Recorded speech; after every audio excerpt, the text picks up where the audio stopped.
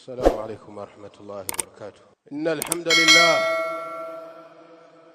نحمده ونستعينه ونستغفره ونعوذ بالله من شرور أنفسنا وسيئات أعمالنا. من يهده الله فلا مضل له ومن يضلل فلا هادي له.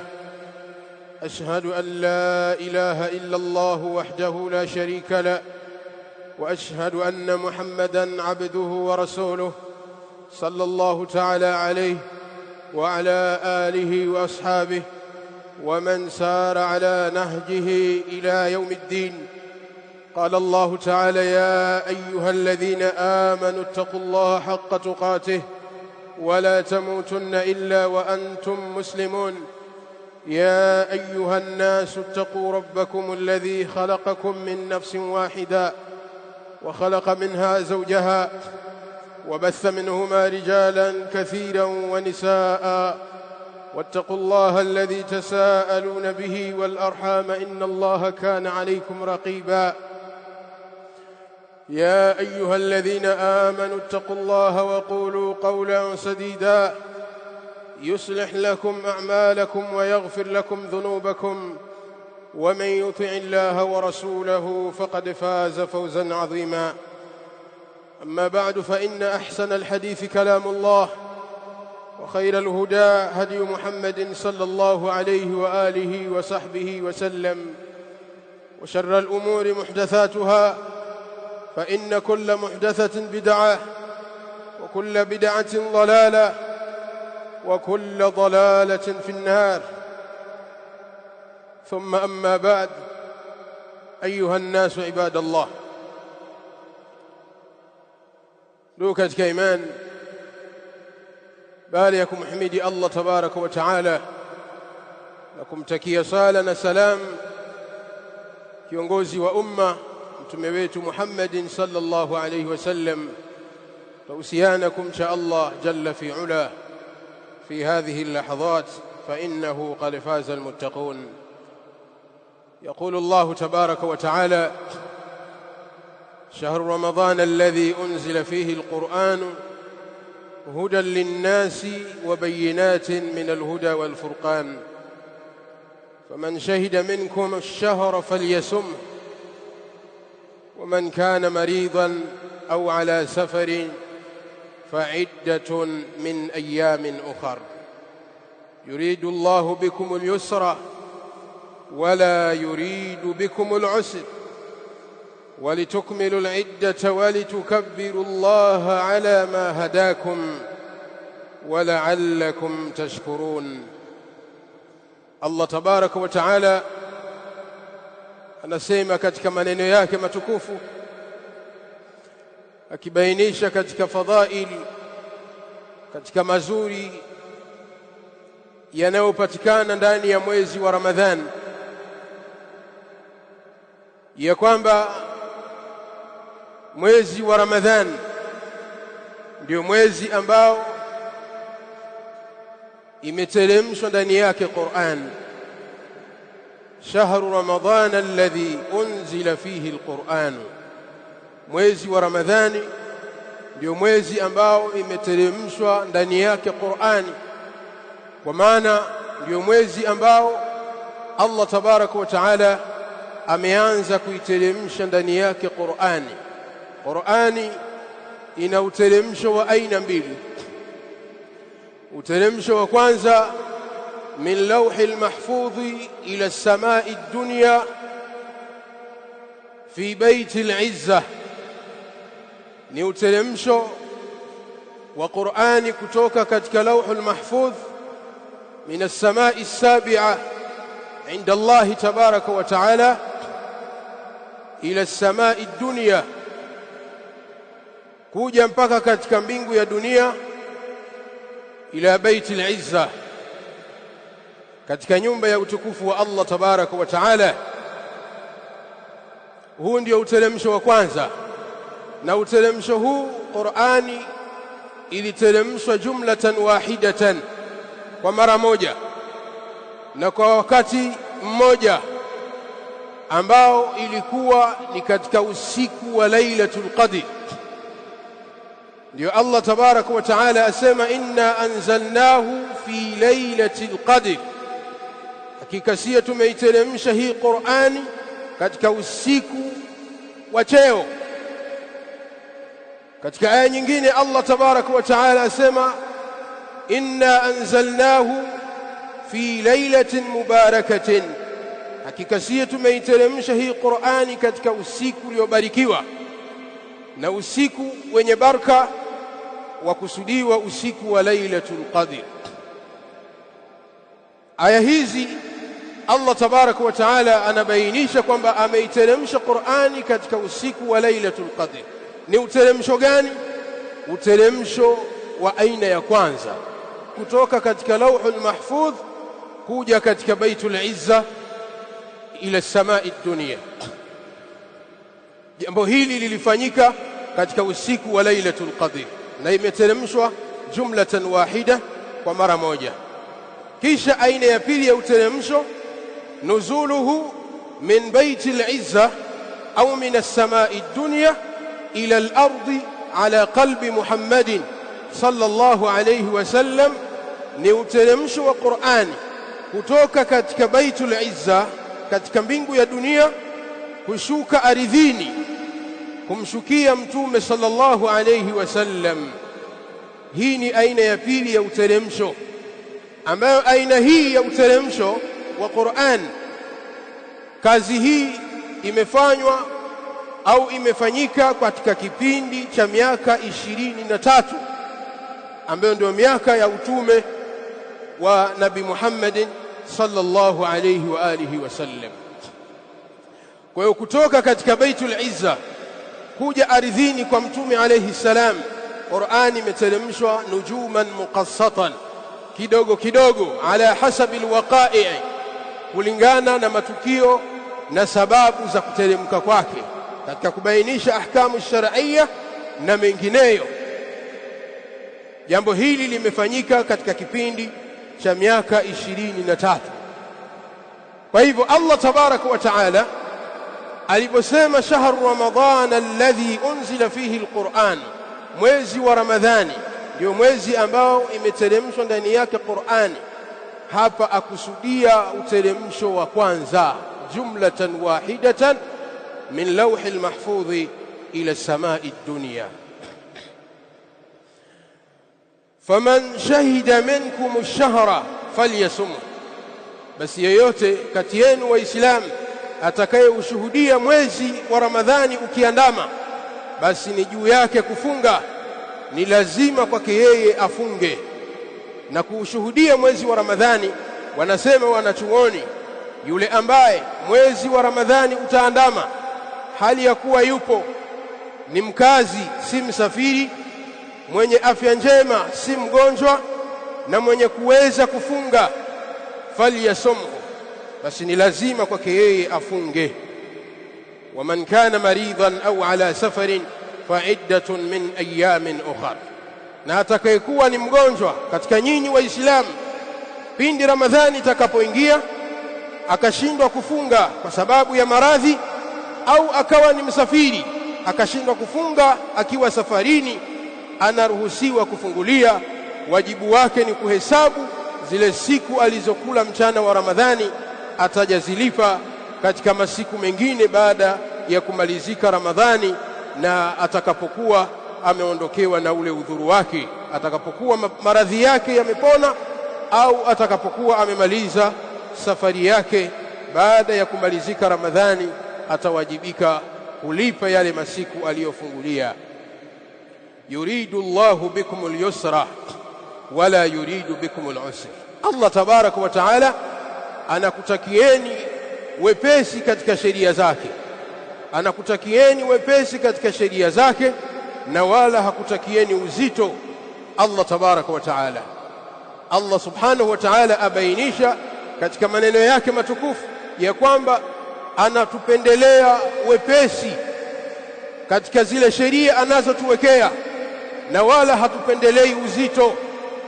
Kuonesha kwamba anatupendelea wepesi ni vile ambavyo ameweka ruhusa na ameweka ofa kwa yule ambaye hawezi kufunga afungulie, atajalipa baadaye atakapoweza kufunga. Hii inaonesha kwamba dinul Islam mabniyun ala taysir, kwamba dini ya Uislamu imejengwa kwa taysir, kuwepesisha mambo. Sheria zote za Allah tabaraka wa taala mabniyatun ala taysir, zimejengwa kwa kuwepesisha mambo yote. Baadhi ya watu wasema kwamba sheria ngumu bwana, dini ya Uislamu ni ngumu. Hapana, dini ya Uislamu ni nyepesi, na kila penye uzito basi Allah tabaraka wa taala ameweka wepesi. walitukmilu al-iddata walitukabbiru Allah ala ma hadakum wa la'allakum tashkurun. Na Allah tabaraka wa taala anakutakeni nyinyi Waislamu mkamilishe idadi ya mfungo wa mwezi wa Ramadhani, kadhalika na mpate kumtukuza Allah tabaraka wa taala kwa kumtaja kwa wingi pindi mnapomaliza mfungo wa Ramadhani, kwa maana siku ya Eid, siku ya Eidul Fitri, ndio maana tunamtaja sana Allah, tunamtukuza Allah tabaraka wa taala kwa takbira kwa wingi. Hiyo ni amri ya Allah subhanahu wa taala, walitukabbiru Allah ala ma hadakum wa la'allakum tashkurun, na ili mpate kumshukuru Allah ala ma hadakum, kwa vile alivyokuwafikisheni katika kufunga mwezi wa Ramadhani na akakusaidieni kukamilisha mwezi wa Ramadhani, kadhalika na kwa vile Allah tabaraka wa taala alivyokuongozeni kuifuata dini ya Uislamu. Hizi ni katika fadhila za Allah subhanahu wa ta'ala. barakallahu li wa lakum fil Qur'anil azim wa nafa'ni wa iyyakum bima fihi min al-ayati wadh-dhikril hakim. aqulu ma sami'tum wa astaghfirullaha li wa lakum fastaghfiruhu innahu huwal ghafurur rahim.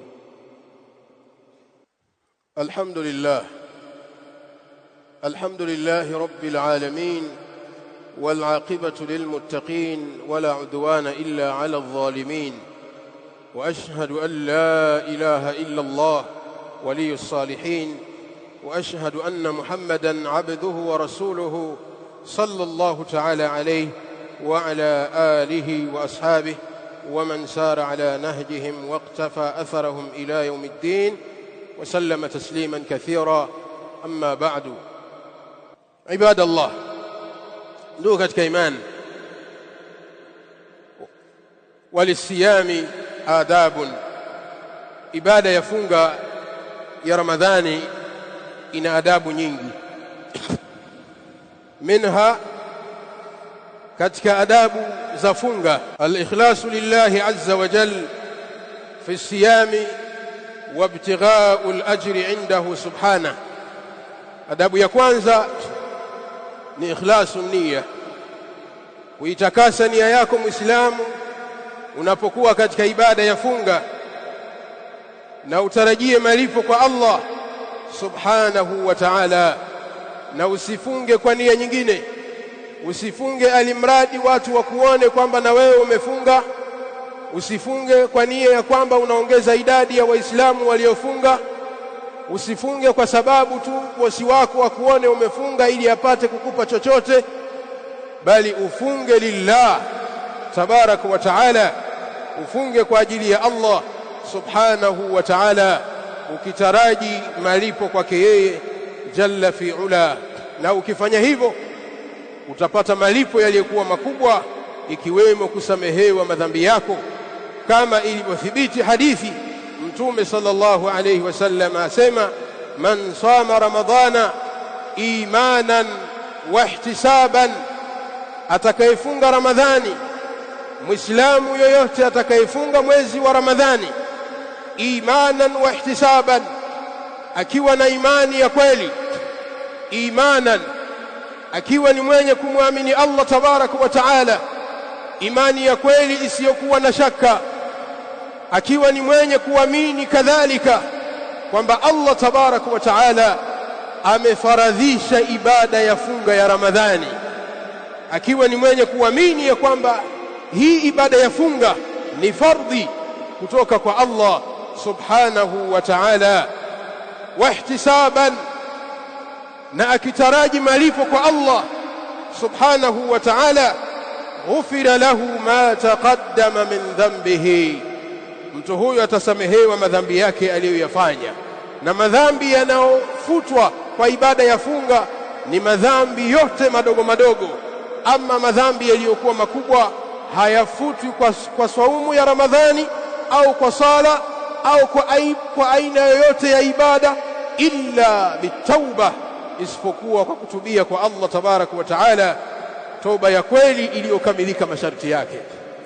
Ama madhambi madogo madogo yanafutwa kwa Muislamu kufunga mchana wa Ramadhani bitighaa mardhatillah, akiwa ana nia njema, akitaraji malipo kwa Allah tabaraka wa taala, na akiamini ya kwamba hiyo ni fardhi aliyomfaradhishia Allah tabaraka wa taala.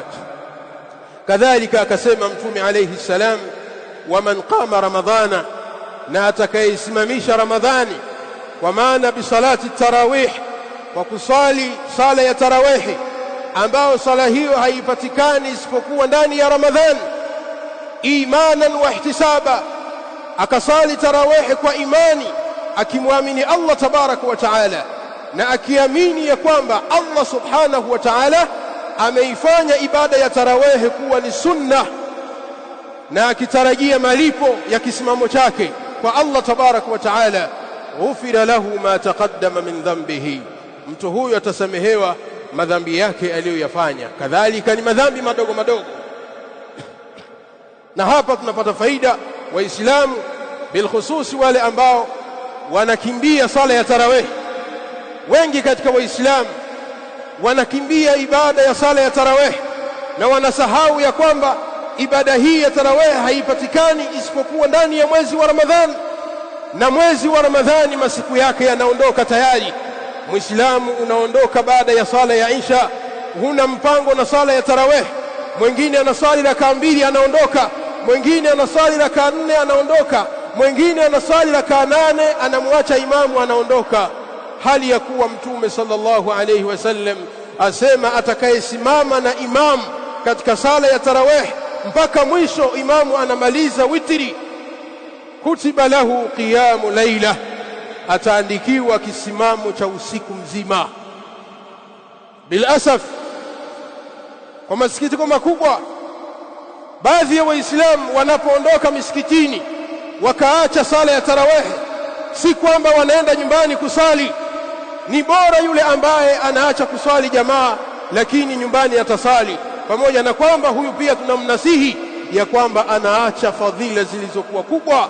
Sala ya tarawih ni bora iweze kuswaliwa jamaatan. Ama wanawake ndio ambao wanatakiwa na wanaruhusiwa kuswalia majumbani mwao. Waislamu yatakiwa tutumie fursa ya Ramadhani inapoingia, tujifananize na wema waliotangulia ambao walikuwa wakijikita katika ibada, kukaa misikitini, ikiwemo kusimamisha sala ya tarawih baada ya kubainishiwa na Mtume sallallahu alaihi wasallam mazuri yanayopatikana katika kisimamo cha tarawih. Idhan, katika adabu za funga, al-ikhlas ni mtu kutakasa nia yake. Thaniyan, adabu ya pili, al-iltizamu bitajili al-futur wa ta'khiri as-sahur, kushikamana na adabu ya kuwahi kufuturu na kuchelewesha daku. Bilasafi shadidi, kwa masikitiko makubwa, baadhi ya Waislamu wanakwenda kinyume, wanawahisha daku na wanachelewesha kufuturu. Iftari ni pale tu jua linapozama, na kipimo chepesi ni pale muadhini anapoadhini. Na ndio maana inatakiwa waadhini wetu wawe ni watu ambao wenye kutambua wakati wa sala unapoingia, kwamba anapoadhini basi ajue ya kwamba anawatangazia watu kwamba jua limezama, tayari umefika muda wa sala, kadhalika umefika muda wa futari. Kwa hiyo inatakiwa Muislamu aweze kufuturu kwa chochote, kwa maji au tende, pale tu jua linapozama, na asicheleweshe min ghairi sababin shar'i, pasipokuwa na sababu yoyote inayokubalika kisheria. Wakati mwingine mtu anaweza akachelewa kufutari kwa sababu ambayo iko nje ya uwezo wake, lakini kinachotakiwa kwa Muislamu ni kuharakisha kufungulia. Na Mtume sallallahu alayhi wasallam asema, la yazalu an-nasu bikhairin ma ajjalu al-fitra, watu hawatoacha kuendelea kubaki katika kheri kwa muda ambao ni wenye kuharakisha kufungulia, kwa muda ambao ni wenye kuwahi kufuturu na kuchelewesha daku. Waislamu watakuwa ni wenye kuendelea kubaki katika kheri. Kwa hivyo kitendo cha kuwahi kufuturu ni sababu ya wewe Muislamu kuendelea kubaki katika kheri, na unakuwa umeshikamana na adabu katika adabu siyam. Na kuchelewesha daku ni katika sunna za Mtume sallallahu alayhi wasallam, na Mtume alayhi salamu asema, tasaharu, kuleni daku enyi Waislamu, fa inna fi sahuri barakatan, kwani katika kula daku kuna baraka. Kuleni daku, katika daku kuna baraka. Na hapa wazinduke wale Waislamu ambao wasiokula daku, wakisema ya kwamba mimi sina mpango wa kula daku, mimi nikishaftari tu basi yatosha. Hapana bwana, unakosa kheri nyingi, unakosa kheri, unakosa kushikamana na mwenendo wa Mtume sallallahu alayhi wa alihi wa sahbihi wasallam wa kula daku. Kula daku ni katika adabu za siyam, na kula daku ni chochote.